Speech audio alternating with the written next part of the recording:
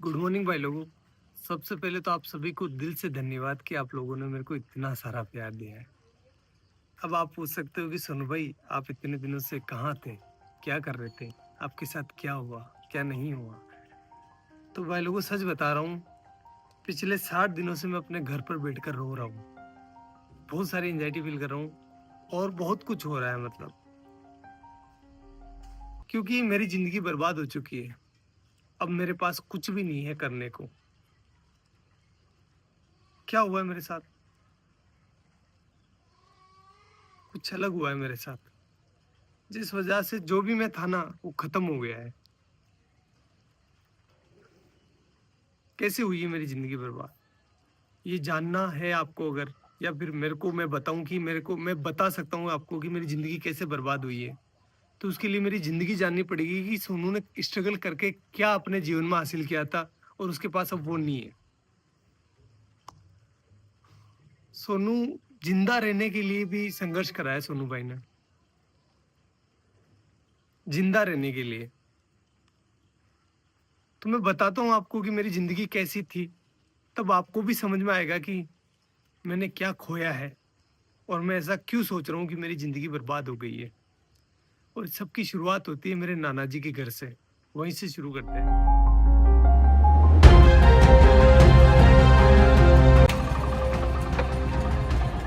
Guys ये है मेरे नाना नानी का घर, जहां पर मेरा जन्म हुआ था।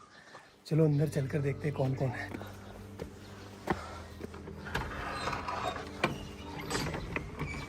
गाइस मामी है, मामी से बात करते हैं। डॉग जी मामी कैसे हो? बढ़िया, ठीक। क्या कर रहे हो?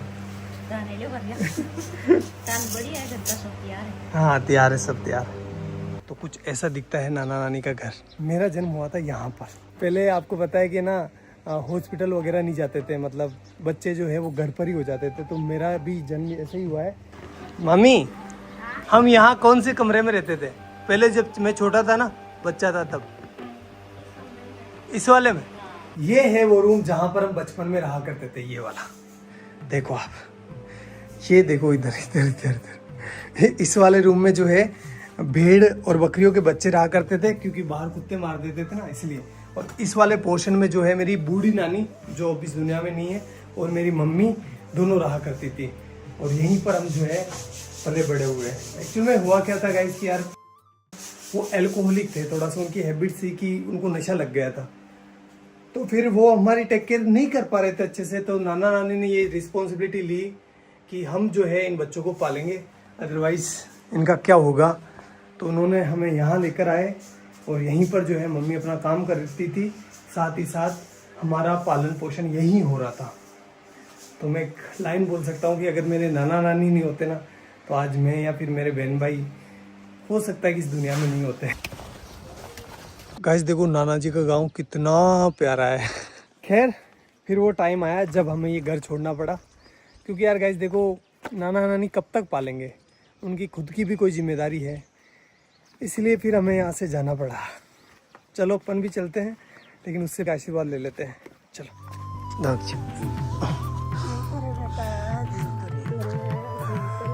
ये मेरी नानी है, आपको बाद में बताऊंगा इनके बारे में भी। और अपने गांव आते ही हमें घरेलू परिस्थितियों के कारण अपने घर नहीं घुसने दिया गया, इसलिए हमने बड़े पापा की कोठी का चुनाव किया। म्याऊ म्याऊ।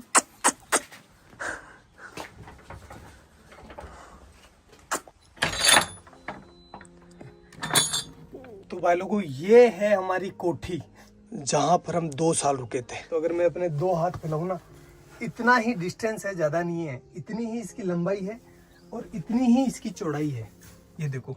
और हाइट आप देख सकते हो, बस इतना ही है। मेरी हाइट थोड़ी कम है, इस वजह से यहाँ पर जगह भी कम रह गई थी। केवल यहाँ पर एक छोटा सा मचान बिछाने के लिए जगह थी। और ऊपर से जो है बरसात का पानी टिपकता नहीं था, बरसात का पानी गिरता था, क्योंकि ये छत है ना थोड़ी नीचे है। और यहाँ पर आप देख सकते हो नीचे जो इसका फर्श है ना, फर्श वो बना हुआ था गोबर और मिट्टी का। इस वजह से यहाँ पर कभी कभी सांप आ जाया करते थे, अपने घर बना लिया करते थे। और भाई लोगों इस घर में हमें जिंदा रखने की जिम्मेदारी आ गई हमारे मम्मी के कंधों पर। और इस वजह से पहले भी काम किया उन्होंने, लेकिन उन्होंने 10 रुपए मजदूरी में काम चालू कर दिया। 10 रुपए में से 5 रुपए के वो हमारे लिए चावल लेकर आती थी। मैं लेकर आया हूँ आपको बताने के लिए कि उस टाइम कितने चावल आते थे। इतने चावल आते थे 5 रुपए के।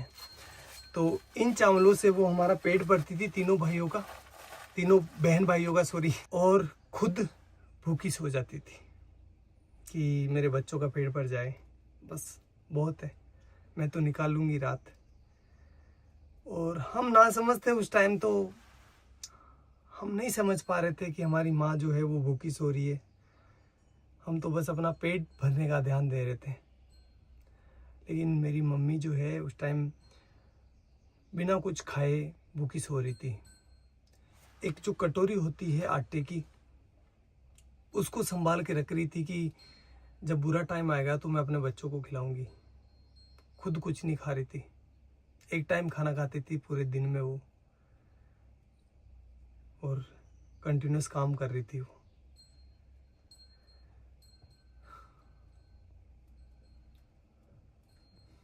और ये सारी चीज़ें हम बच्चे नहीं समझ पा रहे थे, हमारा माइंड उतना डेवलप नहीं था कि हम ये इतनी भारी चीज़ें समझ पाए। हम तो अपना पेट भरते, खेलते और अच्छे थे। मम्मी को ही पता है कि वो हमें कैसे जिंदा रख रही है। मदर इंडिया, यही तो मदर इंडिया है। सारे दुख खुद रख लेती है और अपने बच्चों तक किसी भी प्रकार की प्रॉब्लम्स नहीं पहुंचने देती है। बाबड़ी कोई का लोन भी मांग बनेगी दान की जाती कड़ू कई माती गणा दौरा तेना पड़िया। हाँ तेना गणा दौरा पड़िया रे भाई थारी मात तो सब्जी बेचती, लेडीज रहती, भाई दौड़ाती, तेन खुआती, बा भूखी रहती, भाई मार ससुरी भूखा। तना दूध पाइयो, तेन रोटी खुआई, गणी दोरी कमा कमारा, तो मात का दान की जाती। हाँ ते भरा का केवन के ते बली दूध ने भरे क्यों, मैं ते दिए किस कोई केवा गणा दौरा पहले तो बा। और भाई लोगों, इस वाली छत की ना एक स्पेशल कहानी है, बताता हूँ मैं आपको। छत पर मैं, मेरा भाई और मेरी बहन बैठे थे शाम को, और हम राह देख रहे थे कि हमारे लिए कोई खाना लेकर आएगा, क्योंकि हमारी मम्मी जो थी वो गांव चली गई थी किसी कारणवश, तो हमारे लिए खाना नहीं बना था उस टाइम। कोई भी खाना लेकर नहीं आया और हम तीनों बहन भाई भूखे ही सोए। यही जगह थी वो, सेम टू सेम। एक बात बताऊँ आपको, जब आप भूखे होते हैं ना तो आपको अच्छे से नींद नहीं आती। देख कर देख लेना एक बार। चलो मैं आपको अपनी बहन से मिलवाता हूँ। अगर भाई नहीं होता अपना तो अपन आज क्या होते हैं, कहाँ पर होते हैं? कुछ भी नहीं होते हैं, कुछ भी वजूद नहीं होता हमारा। जिंदा होते? नहीं हाँ? नहीं। भाई ने क्या किया अपने लिए? बहुत मेहनत की, बहुत हमें शिक्षित किया। बड़े भाई ने हमें सब कुछ सिखाया, सब कुछ दिया। गाइस बात है 2008 की, जब मेरा बड़ा वाला भाई इस पीछे वाले स्कूल में पढ़ाई करता था। उस टाइम हुआ क्या था, कुछ शरारती बच्चों ने स्कूल की घंटी जो बेल होती है उसको छुपा लिया था, और उसका सारा इल्जाम मेरे भाई पर लग गया। भाई को स्कूल से सस्पेंड कर दिया गया। देन हमने जैसे तैसे कर करा के भाई का एडमिशन जो है वो बाहर की स्कूल में करवा दिया, जहाँ पर वो कुछ किराया देकर स्कूल चला जाता था।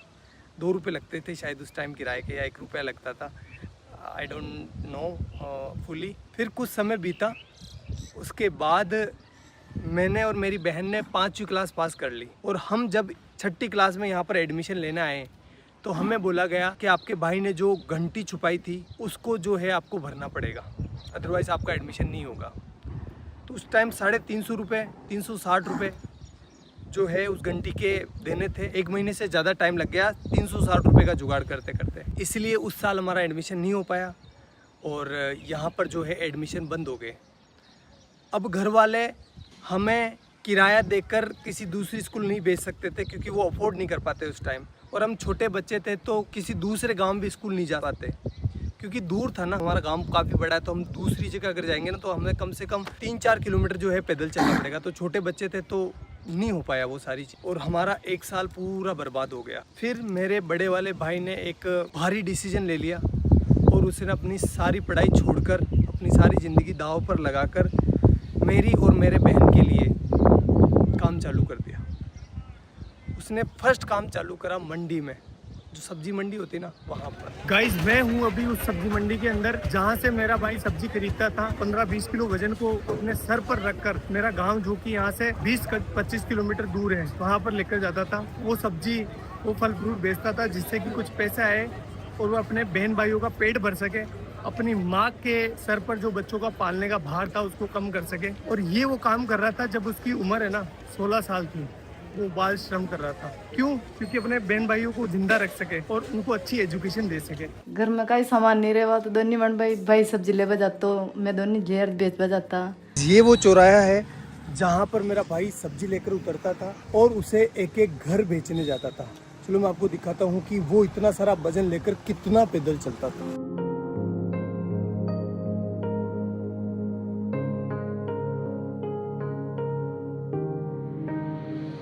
उस 20 किलो वजन को अपने सर पर रखकर इन घरों में घूम घूम कर सब्जियां बेचता था। इस काम में कुछ लोग पैसे नहीं देते थे, मतलब सब्जियां उधार ले लेते थे और फिर बोलते थे कल ले लेना, परसों ले लेना। भाई लोगों एक बार की बात है, सामने जो पाबूजी महाराज का मंदिर दिखाई दे रहा है ना, उनके बारे में ऐसा बताया गया, जो लड़के बैठे होते हैं ना चौराहे पर, बदमाश नहीं बदमोश उन्होंने ऐसा बोला कि मेला है पाबूजी महाराज का, तो इस दिन इस डेट को पाबूजी महाराज का मेला है, तो तुम अपनी सब्जियां और फल फ्रूट लेकर आ जाना यहाँ पर। तो हमने सोचा अच्छा है कि हमारा जो है फल फ्रूट बिक जाएगा और हमारा कुछ बेनिफिट हो जाएगा। हम आए तीनों बहन भाई, तो यहाँ पर आकर देखा तो कोई मेला नहीं था और उन्होंने थोड़े से हमसे फल फ्रूट ले लिए और हमको डरा धमका के भगा दिया।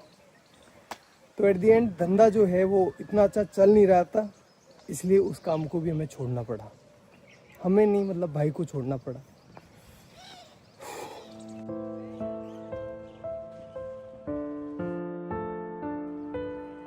और गाइस फिर मेरे भाई ने खिलौनों की दुकान पर काम चालू कर दिया, जहां पर उनकी सैलरी थी 50 रुपए पर डे, यानी 1500 रुपए पर मंथ।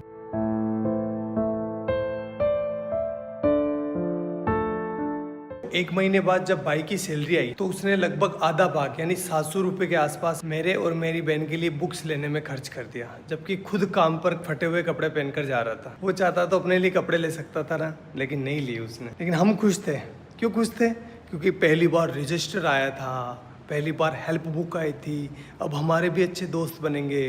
यार बुक्स अच्छी आती है तो दोस्त आते ही है ना, भाई तेरी हेल्प बुक दे दे, तो हमारा कॉन्फिडेंस है ना सीधा आसमान चला गया।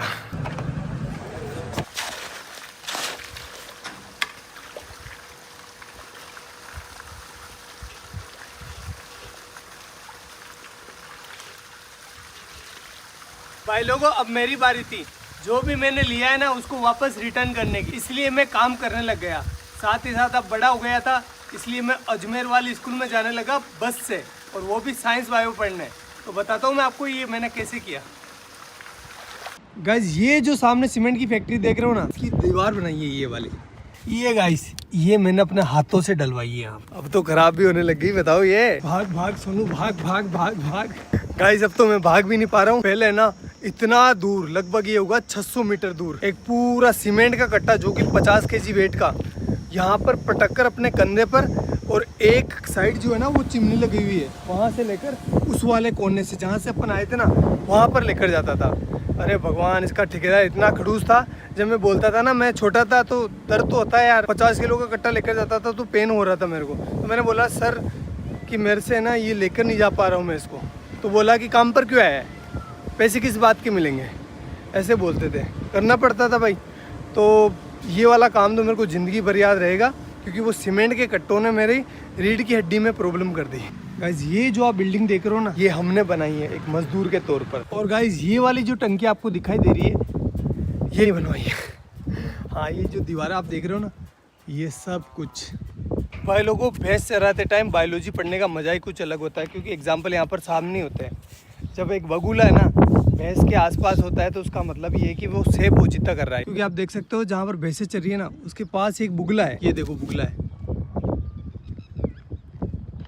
क्योंकि जब भैंस चारा खाती है ना, तो चारा हिलने की वजह से उसके अंदर जो कीड़े होते हैं वो बाहर निकल जाते हैं, और ये बुगला उनको खाकर पेट भर लेता है। ये दो जीवों का एक संबंध है, जिसमें एक को कोई भी घाटा नहीं होता और दूसरे को फायदा हो जाता है। प्रेरित धाराओं से उत्पन्न होने वाले चुंबकीय क्षेत्र का मान सदैव इस प्रकार होता है कि वो उन कारणों का विरोध करता है जिसके कारण इसकी स्वयं की उत्पत्ति हुई है। अरे डब डब डब, डब जा।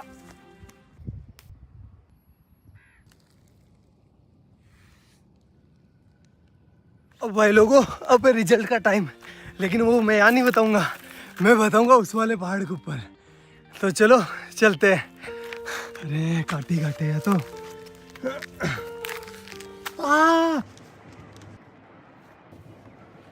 अब भाई लोगों, मेरा आ गया 12th का रिजल्ट।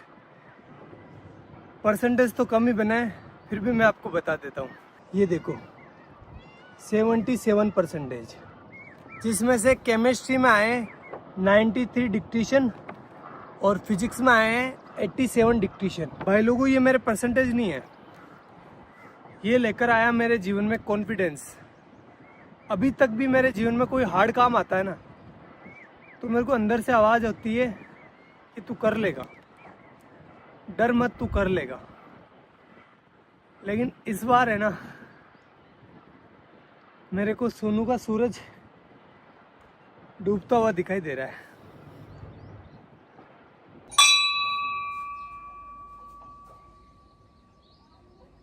भाई लोगों, अब मैं टीचर बन चुका था, चलो क्लास लेकर आते हैं। हाइजेनबर्ग का अनसर्टेनिटी प्रिंसिपल, जिसके बारे में अपन बात करने वाले हैं। ठीक है, चलो बताओ कहाँ पर जाकर गिरेगा। कि जब एक मार्कर मेरे हाथ से निकला ना, तो ऑटोमेटिकली आपकी नजर जो है मार्कर के ऊपर होती हुई आपको पता चल गया कि मार्कर कहाँ जा रहा है। इसकी पोजीशन पहले ये कहाँ पर है वो पता है, और इसकी स्पीड पता है, और ये किस डायरेक्शन में जा रहा है पता है, तो अपन इसका पाथ डिसाइड कर सकते हैं। एक इलेक्ट्रॉन को ये वरदान दिया है, भगवान ने ऐसा हाथ रखा, जा बेटा जा, इस दुनिया में जा, और तेरी है ना कोई इंसान एक टाइम पर ना तो तेरी पोजीशन मतलब दोनों का एक साथ पता नहीं कर सकता।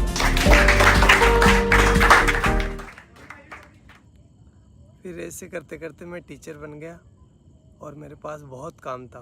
3-4 कोचिंग ऑफलाइन जाता था, 1-2 ऑनलाइन थी, मतलब मस्त। और जो भी चीज़ें मैंने अपने परिवार के लिए सोची थी, भाई के लिए, मम्मी के लिए, वो मैं कर रहा था अच्छे से, कोई दिक्कत नहीं थी। उसी टाइम मेरे पास आया भैया का कॉल सीधा टीम से भैया का कॉल। इतना खुश हो गया था मैं यार, भैया का, इतने बड़े आदमी का कॉल डायरेक्ट आया था मेरे पास। तो फिर भैया का कॉल आया, और भैया ने बोला मेरे को, सोनू यार हमारे यहाँ पर है ना एक साइंस की लड़के की डिमांड है, तो तू आ सकता है क्या। मैंने बोला ठीक है भैया, मैं कर लूँगा, कोई दिक्कत नहीं है। तो फिर मैंने वहाँ पर मतलब ऑफिस में पार्ट टाइम जॉब चालू कर दिया। 2-3 घंटे के लिए जाता था, केमिस्ट्री से रिलेटेड और फिजिक्स से रिलेटेड, मतलब ऑल ओवर साइंस का काम मैं संभालने लगा। और ऐसे करते करते करते करते 2 महीने निकले। 2 महीने के बाद भैया ने आगे से बोला मेरे को कि सोनू तो ऐसा कर, फुल डे ज्वाइन कर ले, सारा दिन काम कर, और पॉसिबल है तो कर ले। घर वालों से बात करी, घर वालों ने, मेरे बड़े वाले भाई से मैंने पूछा, तो उसने कहा कि यार देख तू ज्वाइन कर ले, कोई दिक्कत नहीं, अपने ही गांव के तो कोई प्रॉब्लम नहीं होगी। मैंने कहा ठीक है कर लेता हूँ, इसमें क्या दिक्कत है, आपने बोल दिया तो वो सब आपसे आगे क्या है, कोई नहीं, कुछ नहीं है। ऐसा करके मैंने टीम को ज्वाइन कर लिया, और फिर मेरा अच्छा शानदार टाइम आया। मैं बहुत अच्छा काम कर रहा था सभी चीज़ों में, मतलब पहले मैं साइंस से जुड़ा था, लेकिन अब मैं जो है ना वीडियो का एडिशन हो गया, और भी बहुत सारी चीज़ें हो गई, कैमरा के पीछे बहुत सारी चीज़ें चलती है ना, मतलब पत्थर उठाना खड्डे खोदना, सारे काम जो भी हो सकता है सब कुछ कर रहा था। Everything I can do, I do that. Best चल रहा था, कोई प्रॉब्लम नहीं थी, अच्छी चीज़ें हो रही थी, शानदार, हर एक चीज़ में शानदार एफर्ट लगा रहा था। जो मतलब एक वीडियो आपको लगता है कि बहुत इजी होता है, लेकिन इजी नहीं होता, बहुत हार्ड काम है एक वीडियो को बनाना। जैसे एग्जांपल के तौर पर मैं बोलूँ तो जो बनाना है ना, बनाना से पोटेशियम निकाला था, आपको याद होगा, वो 20-23 मिनट की वीडियो थी, अच्छी भी चली थी वो वीडियो। उस वीडियो को मैं संभाल रहा था पीछे, उसका सारा केमिस्ट्री मैं संभाल रहा था। उस वीडियो को गाइस शूट करते करते 2 से 3 महीने निकल गए, इतना एफर्ट लगाया इस पर, और वो वीडियो चली भी सही, आपका प्यार भी दिखा उसमें। तो ये तो एक एग्जांपल है, बाकी बहुत सारे काम किए, जैसे डायमंड वाला, और भी बहुत सारे साइंस के सारे प्रोजेक्ट थे ना, वो मैं हैंडल करता था बिहाइंड द कैमरा, और चीज़ें अच्छी चल रही थी, मतलब कोई दिक्कत नहीं था, सब कुछ शानदार था। मैं सारे कंपनी के रूल एंड रेगुलेशंस फॉलो कर रहा था, मेरी अटेंडेंस की भी कमी नहीं थी, हर एक चीज़ बेस्ट थी। और मैं भैया की इतनी रेस्पेक्ट करता हूँ, आज भी करता हूँ, कि भैया के सामने कभी ऐसा टाइम था मैं चेयर पर नहीं बैठता था। मतलब मुझे लगता था कि नहीं, मेरी औकात नहीं इनके बराबर बैठने की। और आज तक मैं उनसे हैंडशेक नहीं करता। जब भी वो कुछ अच्छी चीज़ करते ना तो वो हैंडशेक करते थे। मैंने मतलब मेरा ऐसा था कि नहीं यार, भैया से हैंडशेक कैसे कर सकते हैं अपन। मैं उनके पैर छूता था, इतनी इस लेवल पर रेस्पेक्ट कर रहा था मैं। सब कुछ चीज़ें शानदार चल रही थी, कोई भी प्रॉब्लम नहीं थी किसी भी प्रकार से। अभी 2-3 महीने पहले ही मेरे साथ कुछ ऐसा हुआ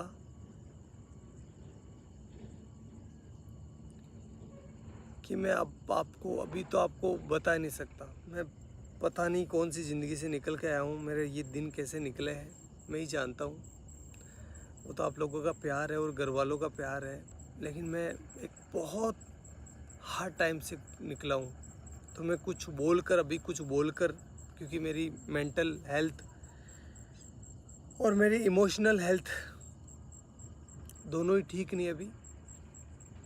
मैं और इसको ख़राब नहीं करना चाहता। और अब जो है मेरी ज़िंदगी ख़राब हो गई है, बर्बाद हो गई है पूरी। ना तो मैं टीचिंग का रहा, ना मैं यूट्यूब का रहा। और सच बता रहा हूँ भाई लोगों, तो कुछ लोगों के मन में कुछ भी आ सकता है, लेकिन मैंने किसी को धोखा नहीं दिया है। मैंने सिर्फ एक बार मौत को धोखा दिया था, जब मेरे को पानी में फेंक दिया गया था, छोटा था तब। तो उस टाइम मैं मरने से बचा था, बड़े वाले भाई ने बचाया था मेरे को। तो उस टाइम मौत को धोखा दिया है मैंने। बाकी मेरी ज़िंदगी में मैं किसी को सोच भी नहीं सकता। मतलब मेरी ज़िंदगी ख़राब हो गई है, पूरी बर्बाद हो गई है, मैं कहीं का ना रहा।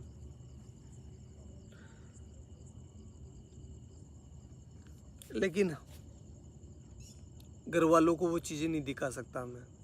वो मेरी वजह से परेशान हो रहे थे, और आगे से मैं रहूँगा भी नहीं। ना तो आपके सामने रहूँगा, ना घर वालों के सामने रहूँगा। और साल भर तक मैं ट्राई करूँगा, अगर मेरे से ये हो जाता तो ठीक, अदरवाइज़ मैं जो है वापस अपने एजुकेशन फील्ड में चला जाऊँगा। और साथ ही जो है अपनी एजुकेशन को भी सुधारूँगा। और साथ ही ये करके देखना पड़ेगा, सिचुएशन ऐसी हो गई है कि मेरे को करना पड़ेगा, क्योंकि मैं क्या करूँगा अब। और आगे आने वाले टाइम में बताऊँगा मैं आपको कि मेरे साथ क्या हुआ है, लेकिन अभी मेरे को माफ़ करना, मैं नहीं बता सकता। मैं वापस वो डार्क टाइम नहीं देखना चाहता। आगे जाकर बताऊँगा, मैं पक्का बताऊँगा, लेकिन अभी नहीं। हाथ जोड़कर रिक्वेस्ट है।